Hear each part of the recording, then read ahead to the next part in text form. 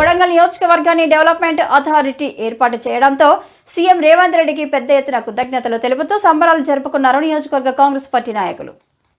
కొడంగల్ నియోజకవర్గంలోని అంబేద్కర్ చౌరస్తాలో యూత్ కాంగ్రెస్ ఆధ్వర్యంలో ముఖ్యమంత్రి రేవంత్ రెడ్డి చిత్రపటానికి పాలాభిషేకం చేశారు. ఈ సందర్భంగా కొడంగల్ నియోజకవర్గ యువజన కాంగ్రెస్ అధ్యక్షుడు రెడ్డి శ్రీనివాస్ మాట్లాడుతూ కొడంగల్ ఏరియా డెవలప్మెంట్ అథారిటీను ఏర్పాటు చేస్తూ ముఖ్యమంత్రి రేవంత్ రెడ్డి జీవో విడుదల చేయడంతో కొడంగల్ నియోజకవర్గం అభివృద్ధిలో దూసుకుపోతుందని హర్షం వ్యక్తం చేశారు.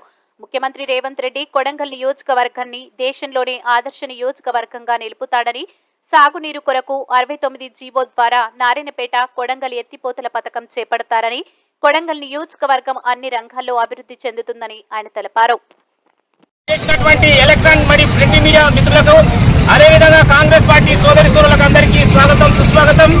మనకందరికీ తెలుసు, ఒక వారం రోజుల క్రితము మన యొక్క ప్రాంతానికి సంబంధించింది ఒక ప్రత్యేక అధికారిని ఏదైతే కొడంగల్ ఏరియా అథారిటీ డెవలప్మెంట్ అనే ఒక కాడా అనే ఒక కార్యక్రమాన్ని, ఒక అభివృద్ధి సంస్థని మన గౌరవ ముఖ్యమంత్రి రేవంత్ రెడ్డి గారు నిర్మించడం జరిగింది, ఏర్పాటు చేయడం జరిగింది. కాబట్టి ఆ సందర్భంగా ఈ రోజు 75 ఏళ్లకెళ్ళి మన యొక్క కొడంగల్ ప్రాంతాన్ని ఎవరు పట్టించుకోలే.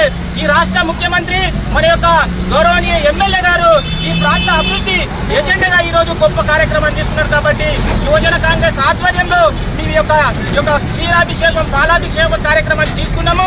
మాకైతే విశ్వాసం ఉంది, ఏదైతే 69 జీవో కావచ్చు, ఈ ప్రాంతంలో సాగునీరు, తాగునీరు, అదేవిధంగా విద్య, ఉద్యోగ, వైద్య రంగంలో ఒక విప్లవాత్మకమైన మార్పులు వస్తాయి.